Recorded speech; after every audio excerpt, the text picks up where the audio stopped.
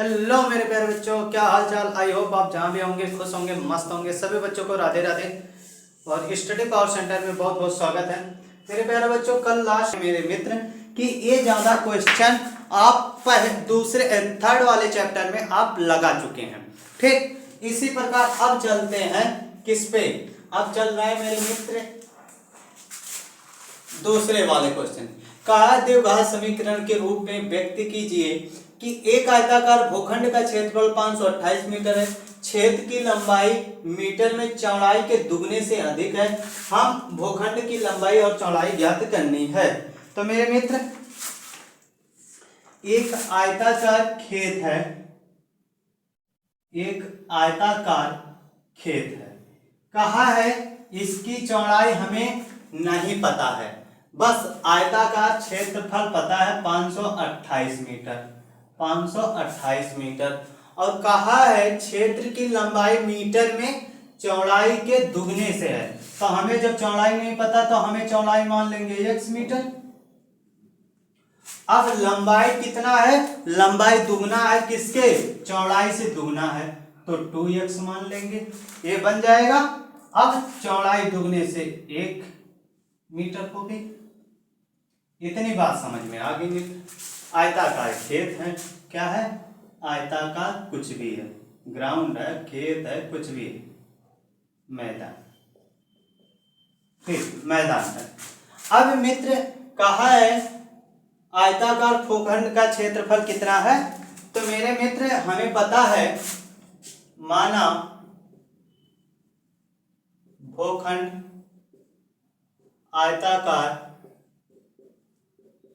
आयताकार लंबाई गुणे चौड़ाई है,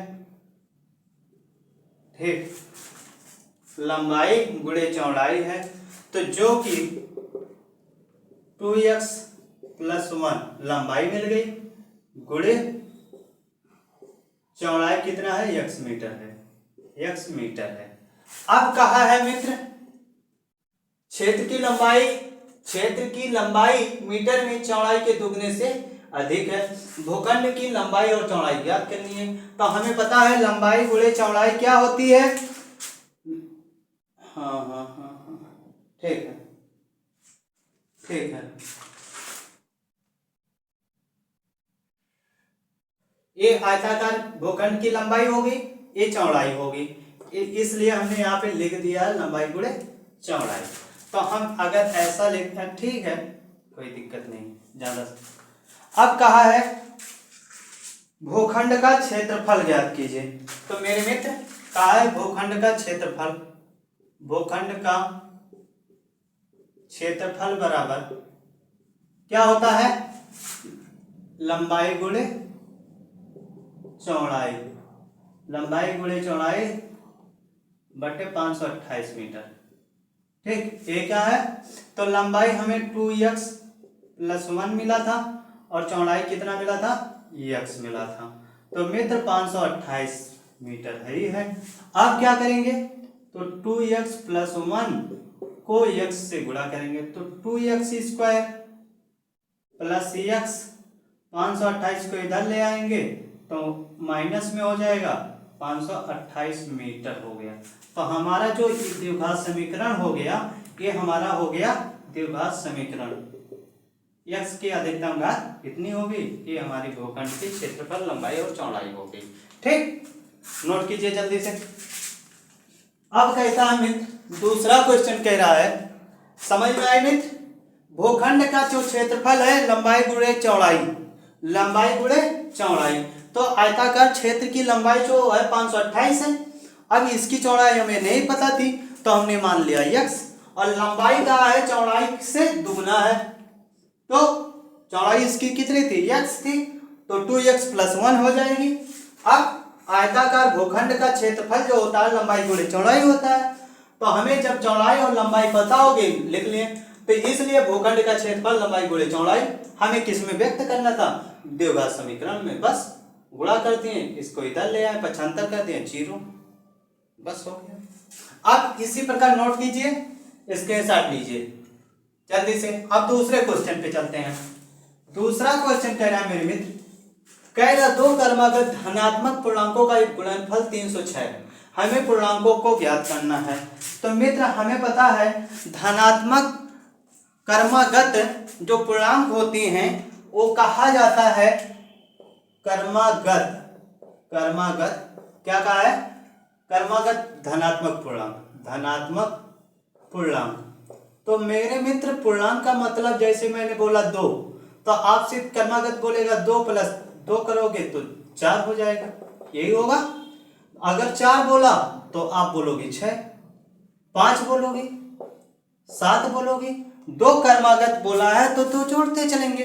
अगर कहा 2 क्रमागत विषम, तो मेरे बच्चों विषम का मतलब 3 ले लिए, तो 3 + 2 करोगे तो 5 आ जाएगी।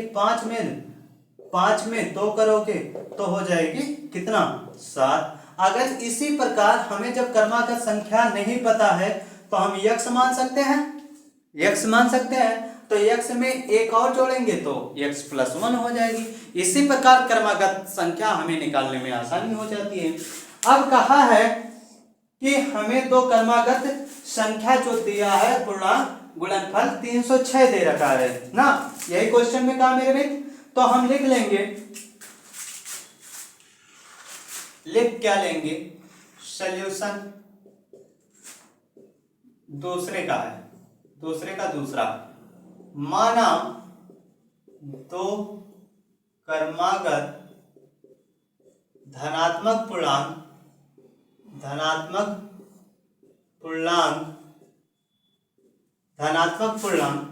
x तथा x + 1 है। इतनी बात समझ में आई? अब कहा है x धनात्मक पूर्णांकों का गुणनफल इतना है तो हमें पूर्णांकों को ज्ञात कीजिए। तो मेरे मित्र इतना हमें क्रमागत संख्या पता होगी, तो x + 1 = 306। इतनी बात समझ में आई? तो x² + kx, इसको इधर ले आओ 306। अगर हमें यहीं पे देख मिला लिया जाए तो हमें उत्तर तो मिल गया। उत्तर क्योंकि x की घात 2 है, चूंकि द्विघात समीकरण है।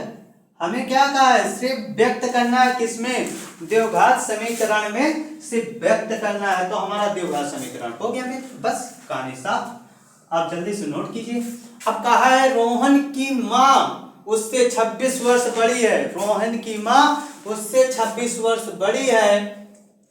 उनकी आयु वर्षों में गुणनफल अब से 3 वर्ष पश्चात 360 हो जाएगी। तो मेरे मित्र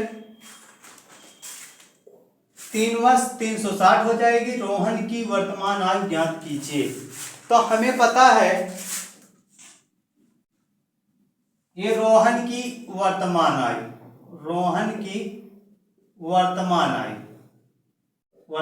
आयु, ठीक। माँ की वर्तमान आयु। तो मित्र कहा है रोहन की माँ उससे 26 वर्ष बड़ी है, तो उनकी आयु वर्षों में गुणनफल अब से 3 वर्ष पश्चात। तो मेरे मित्र मैं जैसे मान लिया मैं रोहन हो गया, मेरी माँ क्या हुआ? रोहन की आयु से 26 वर्ष बड़ी है, ठीक है ना, फॉर्मल सी बात है। यस, तो 3 वर्ष बाद कितनी हो जाएगी? तो मेरे मित्र 3 वर्ष बाद कितना होगा रोहन की आयु? पहला बात तो x + 3 हो जाएगी। अब रोहन की माँ की आयु कितनी थी मेरे मित्र? x + 26 थी। अब 3 वर्ष बाद इनकी कितनी हो जाएगी? 3 वर्ष बाद इनकी आयु हो जाएगी x + 26 + 3, तो हो जाएगी इनकी आयु x + 29। इतनी बात तो समझ में आ गई। कहा है गुणनफल 3 वर्ष पश्चात 360 हो जाएगी, तो वर्तमान आयु बताइए। तो हम लिख सकते हैं क्या?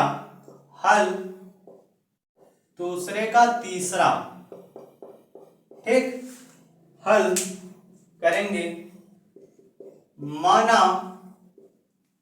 माना रोहन की वर्तमान आयु x वर्ष है तथा माँ की वर्तमान आयु मेरे प्यारे बच्चों आपको दिख रहा होगा कितना है x प्लस 26 वर्ष। ठीक, अब कह रहा है 3 वर्ष बाद तथा 26 वर्ष बड़े हैं तो उनकी आयु गुणनफल 3 से गुणनफल अब से 3 वर्ष बाद तथा 3 वर्ष पश्चात क्या हो जाएगी मित्र? 3 वर्ष पश्चात आयु तो 3 वर्ष पश्चात तो रोहन की आयु प्लस माँ की आयु। ठीक मित्र, अब रोहन की आयु कितना हो जाएगी 3 वर्ष पश्चात? x प्लस 3 हो जाएगी वर्ष। अब माँ की वर्तमान आयु कितनी हो जाएगी? x प्लस 29 वर्ष। अब कहा है दोनों का गुणनफल कितना है? गुणनखंड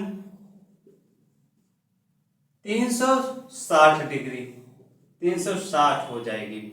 ठीक, अब हमें जब इतना पता चल गया मित्र तो हम क्या करेंगे? गुणनखंड कर लेंगे x plus 3 x plus 29 plus 360। ठीक, इतनी बात समझ में आई? अरे हमने यहाँ पे लिखा रोहन की वर्तमान आयु x इक्वल टू 3 वर्ष बाद x प्लस 3, माँ की आयु रोहन से 26 वर्ष बड़े हैं तो x प्लस 26, 3 वर्ष बाद उनकी आयु x प्लस 26 प्लस 3 29 हो जाएगी। तो यहाँ पे लिखा माना रोहन की वर्तमान आयु x वर्ष, माना माँ की वर्तमान आयु x प्लस 26 वर्ष, 3 वर्ष पश्चात रोहन की आयु x प्लस 3 वर्ष, माँ की वर्तमान आयु x प्लस 29, क्योंकि 3 वर्ष पश्चात। गुणनखंड क्या कहा है? 360। अब इसका गुणनखंड करेंगे तो x स्क्वायर हो जाएगा मित्र। ठीक, x प्लस 29 x का इसमें गुणनखंड करेंगे अब प्लस की तो 3x अब 29 तिया तो मित्र 3 9 27 के 2 3 दूना 6 2 8, ये तो बात हो गई। ठीक, इक्वल टू बराबर 360। इतनी बात समझ में आ गई। अब कहा है फिर सिंप्लीफाई करेंगे x स्क्वायर 29 प्लस 1 3x तो हो जाएगा 30 2 32x 87 को 360 को इधर ले आएंगे तो माइनस में 360 हो जाएगा इक्वल टू बराबर 0 हो जाएगी। अब 360 माइनस 87 करेंगे तो 10 में से 7 जाए 0, यहाँ बचा 5, 15 में से 8 जाए 7, यहाँ बचा 2 तो माइनस का चिन्ह तो 32x स्क्वायर। तो मेरे मित्र इक्वल टू बराबर 0। अगर उत्तर नहीं दिख रहा तो यहाँ पे लिखते रहे x स्क्वायर प्लस 32x 200, ओहो 10 में से 7 जाए तो मित्र 3 हो जाएगा 273। ठीक, इक्वल टू बराबर 0। तो हम इतना बता सकते हैं द्विघात में करना था तो हमने द्विघात में लाके दिखा दिया। तो अब x की घात 2 है, इसलिए द्विघात समीकरण है। बस सिंपल सा क्वेश्चन। समझ में आई? ना समझ में आई फिर से समझाते हैं। ठीक, माना रोहन की वर्तमान आयु x वर्ष है, माँ की वर्तमान आयु आज से रोहन की वर्ष से 26 वर्ष बड़ी है तो x प्लस 26 वर्ष तथा 3 वर्ष पश्चात x प्लस 3 x प्लस 29, 26 में 3 जुड़ेगा। अब गुणनखंड कर लेंगे तो द्विघात समीकरण आ जाएगा। जल्दी से नोट कीजिए मित्र। अब चलते हैं चौथे पार्ट में। चौथा पार्ट कह रहा है, स्क्रीनशॉट लीजिए या नोट कीजिए जल्दी से समझ में आई मित्र? ठीक है। अब कह रहा है क्या रहा है, वीडियो बड़े हो जा रहे हैं मित्र, ठीक है, कोई बात नहीं। कहा एक रेलगाड़ी 480 किलोमीटर की दूरी समान चाल से तय करती है।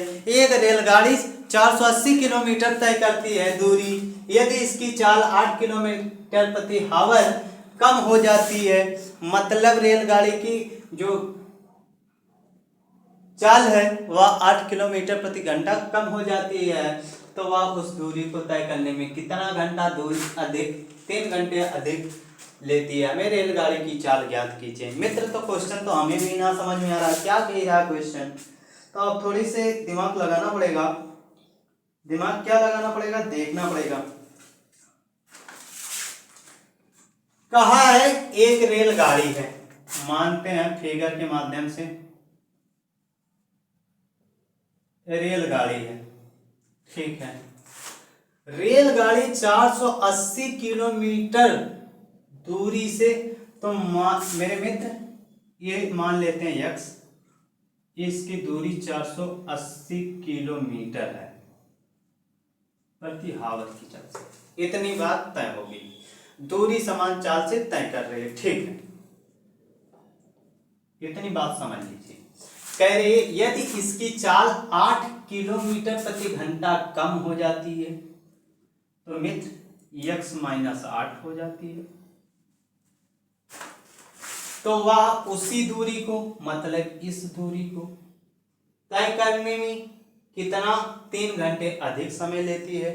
तो मेरे मित्र मुझे एक बात बताओ, जब ये दूरी इतनी में चल रही है, जब यहाँ पे 8 किलोमीटर प्रति घंटा कम हो जाती है, तो जाहिर सी बात है इस दूरी को तय करने में गाड़ी लेट होगी, क्योंकि जब दूरी चलेगी और स्लो हो जाएगी गाड़ी, जहां हमें 1 घंटा पहुंचना है, जब हम 20 किलोमीटर प्रति हावर की रफ्तार से चल रहे हैं, तो जाहिर सी बात है हम डिस्टेंस को 1 घंटे में कवर नहीं कर पाएंगे, तो 1.5 घंटा लगेगा। तो हम इसी को कह रहा है पूरा करने में कितने घंटे अधिक समय लगता है, 3 घंटे। कितना, 3 घंटे का 3 हावर, ठीक, इतनी बात तो कहा है। तो मेरे मित्र अगर इसी को हम थोड़ी से, ठीक है, चलिए इसमें थोड़ा कंडीशन बनाते हैं। माना, हल करते हैं, माना रेलगाड़ी की चाल x किलोमीटर प्रति हावर है, ठीक, इतना है। तो केस फर्स्ट बना लेते हैं इसी में, और केस सेकंड बना लेते हैं। इतनी बात अगर प्यार से आप समझिए तो अभी देखिए समझ में आ जाएगी आपको। केस इतना, इस शर्त कह रहा है कि कुछ शर्त रखने को। अब कह रहा है केस फर्स्ट में मेरे मित्र, कह रहा चाल 100 किलोमीटर प्रति घंटा है। क्या कह रहा, चाल इसकी फर्स्ट की किलोमीटर प्रति घंटा है, और इसकी कह रहा x माइनस 8 किलोमीटर प्रति घंटा है, ठीक। अब कह रहा है इसी में टाइम जो लग रहा है, क्या, समय जो लग रहा है, समय मित्र लग रहा है, इसमें समय लग रहा है t। तो t कितना हो जाएगा, t हमारा लग रहा है 480, यही तो लग रहा है। तो हमें t सिर्फ इतना मान लेना है इसमें, t आवर्स। अब इसमें कितना लग रहा है मित्र, इसमें लग रहा है 480 बटा x, कितना हो जाएगा, ठीक है, इसमें लग रहा है t+3। अभी बात समझ में आएगी। अब इसके बाद कह रहा दूरी कितना तय करनी है, दूरी। अब दूरी की बात कहा तो दूरी में 480 किलोमीटर की दूरी तय करने में उसको चाल 8 किलोमीटर प्रति घंटा हो जाती है, तो इसकी दूरी हो गई 480 किलोमीटर प्रति हावर। अब इसकी दूरी कितनी हो जाएगी, तो तो इसकी दूरी मेरे मित्र हो जाएगी 480 किलोमीटर। 480 किलोमीटर। इतनी बात समझ में आई? ये तो कंडीशन हो गई इसकी रेलगाड़ी के माध्यम से। जब हम कंडीशन बना लिए मित्र, तो हमें कंडीशन में दो चीज पता होंगी, ठीक है। हमें कंडीशन दूरी क्या होता है, एक होता है समय इक्वल टू बराबर दूरी बटा चाल। दूरी बटा चाल, ये फार्मूला पढ़ा, दूरी बटा चाल।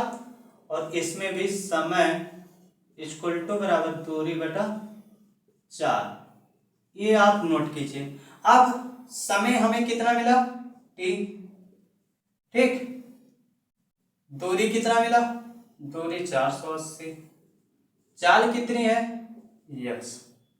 इतनी तो बात समझ में आ गई। अब इतनी बात इसमें देखते हैं, तो इसमें समय कितना, t+3 और दूरी कितनी है 480। चाल कितनी है, चाल है इसमें x-8। इतनी बात देखो, इक्वेशन बन गई। इससे इक्वेशन फर्स्ट, इक्वेशन सेकंड। अब मित्र इसको अगर हम चाहें तो कुछ कैलकुलेट कर सकते हैं क्या? प्रतिस्थापन विधि आपने पढ़ा होगा। समीकरण फर्स्ट का मान, समीकरण फर्स्ट का मान समीकरण सेकंड में रखने पर, समीकरण सेकंड में रखने पर, ठीक। अब मित्र कह रहा है समीकरण फर्स्ट ए था, समीकरण ए था। अगर आपको दिख नहीं रहा तो हम यहां पे नोट कर रहे हैं। समीकरण सेकंड 3+3 है इक्वल टू 480 x-8। अब फर्स्ट t की वैल्यू कितनी है मेरे मित्र, t की वैल्यू है 480। तो क्या कह रहा है, 480 बटा x+3, ठीक। अब इतना हो गया 480 बटा x-8। इतनी बात समझ में आई? अगर इतनी बात समझ, तो मेरे मित्र क्या हो गया था, इसे खोले थे, जब इसको खोलेंगे x-8, ठीक। अब x² यहाँ पे हो जाएगा 3, 160 काटने के बाद आ जाएगा इसको, तो हो जाएगा यहाँ पे 160। ये कैंसिल हो जाएगा। जब ये कैंसिल हो जाएगा मित्र, तो हम क्या कर सकते हैं, अगर इसका गुणनखंड कर देंगे क्रॉस में, तो हो जाएगा कितना, x² माइनस के 8x माइनस 8 शून्य शून्य, 8 छंग 48, हासिल 4, 8 1 8, 8 4 12, 1280। तो मेरे मित्र जो ये द्विघात समीकरण आया, लिख सकते हैं x की घात 2 है, चूंकि द्विघात समीकरण होगा, द्विघात समीकरण होगा। अब एक बार फिर से समझाते हैं मित्र क्या कह रहा है क्वेश्चन, क्योंकि बहुत बार कट हो गई। कह रहा है एक रेलगाड़ी 480 किलोमीटर की दूरी समान चाल से तय करती है। मान लीजिए एक रेलगाड़ी है मित्र, एक रेलगाड़ी है, ये कितनी दूरी पे, 480 किलोमीटर, इसकी चाल x है, ठीक। कह रहा इसकी चाल 8 किलोमीटर प्रति घंटा हो जाती है। इसकी जो चाल है वह कितनी हो जाती है, समय के अकॉर्डिंग चाल इसकी बदल जाती है x-8, ठीक, कम हो जाती है। अब कह रहा है इसकी दूरी तय करने में 3 घंटा अधिक समय लगती है, तो 3 घंटा अधिक लगेगी, ठीक, जाहिर सी बात है इसमें। तो अधिक जब लगेगी तो भाई जाहिर सी बात है समय बढ़ेगी ना। तो अब कह रहा माना रेलगाड़ी की चाल x किलोमीटर होगी, तो केस फर्स्ट जो बना x किलोमीटर प्रति घंटा में चला, तो x-8 उसकी होगी, ठीक। अब कहा समय कितना लगेगा, तो इसकी x लगेगी, जब यहीं पे है तो x लगेगी, t हो। अब इसमें समय कितना होगा, t+3 हो जाएगा। अब 480 किलोमीटर दोनों की चाल थी। अब इसी प्रकार जब हमने कंडीशन लिख लिया था, समीकरण फर्स्ट बनाई थी, तो हमें पता है समय इक्वल टू बराबर दूरी बटा चाल। तो हमें जब समय पता है t और दूरी पता है कितनी 480 और चाल कितनी है x, तो जब हमें इतनी फर्स्ट इक्वेशन पता है और सेकंड इक्वेशन पता है मेरे मित्र, क्या पता है, सेकंड इक्वेशन पता है हमें t+3 इक्वल टू बराबर 480 x+3। ठीक है, एक मिनट, ठीक है, x -3, अरे सॉरी, ठीक x-3। अब इक्वेशन 2 बन गए मित्र। जब इक्वेशन 2 बन गए तो समीकरण फर्स्ट का मान समीकरण 2 में रखने पर, ठीक, तो समीकरण जब 2 में रखेंगे इतना वैल्यू प्राप्त होगा। जब इतनी वैल्यू प्राप्त होगी तो इसे हल करते जाएंगे तो ए प्राप्त होगा। अब इसको पक्षांतर करेंगे तो इसमें आ जाएगा, इसको क्रॉस मल्टीप्लाई करेंगे तो इतना आ जाएगी, क्रॉस मल्टीप्लाई करने के बाद इसको जब तोड़ेंगे तो इतना फैक्टर प्राप्त होगा, इसका इतना प्राप्त होगा। अब क्या करेंगे, 160 का 8 में गुणा करेंगे तो हमें प्राप्त होगा 1280, और ये पूरा सिंप्लीफिकेशन इतना, तो x की घात 2 है द्विघात समीकरण, बस उत्तर हो गया। मेरे प्यारे मित्रों, द्विघात समीकरण इक्वेशन का 4.1 चैप्टर खत्म हो चुका है। 4.2 नेक्स्ट वीडियो में आप सबके साथ, तब तक नमस्ते, bye bye, take care, bye bye.